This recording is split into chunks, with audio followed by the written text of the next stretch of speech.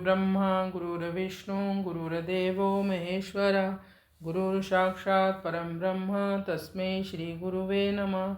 कृष्णं वंदे जगद्गुरु। आप सबका स्वागत है श्रीमद् भगवद गीता के इस दूसरे अध्याय में। अब हम अगला श्लोक पढ़ते हैं।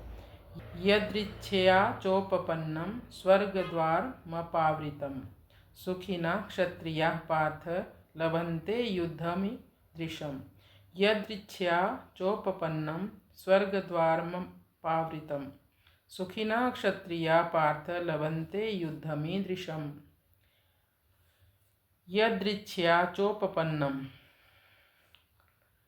भगवान कहते हैं यहाँ पर तुम्हारी इच्छा नहीं है युद्ध करने की अर्जुन, यह युद्ध अपने आप तुम्हारे पास आया है।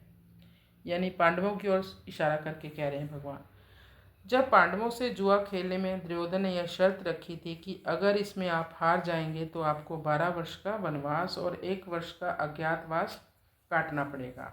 13वें वर्ष के बाद आपको अपना राज्य प्राप्त हो जाएगा। परंतु अज्ञातवास में अगर हम लोग आप लोगों को खोज लेंगे, ढूंढ लेंगे, तो आप लोगों को दोबारा से 12 वर्ष का वनवास फिर से काटना होगा।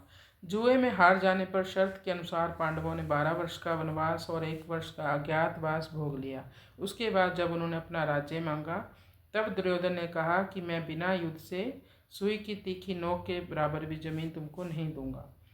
दुर्योधन के ऐसा कहने पर भी पांडवों की ओर से बार बार संधि का प्रस्ताव रखा गया, पर दुर्योधन ने पांडवों से संधि स्वीकार ही नहीं की। इसलिए भगवान अर्जुन से कहते हैं कि यह युद्ध तुम लोगों को अपने आप प्राप्त हुआ है।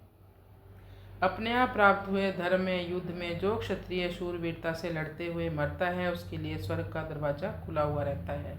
सुखिना क्षत्रिय पार्थ लभन्ते युद्धमीदृशम्। ऐसा धर्म में युद्ध जिनको प्राप्त हुआ है वे क्षत्रिय बड़े सुखी हैं।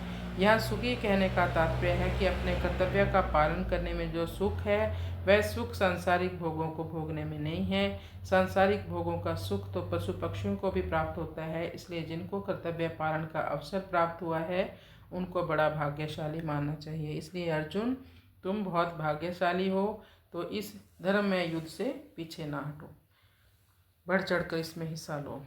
तो युद्ध ना करने से क्या हानि होती है अब आगे के 4 श्लोकों में भगवान बताएंगे। कृष्णाय वासुदेवाय हरये परमात्मने प्रणतक्लेशनाशाय गोविंदाय नमो नमः।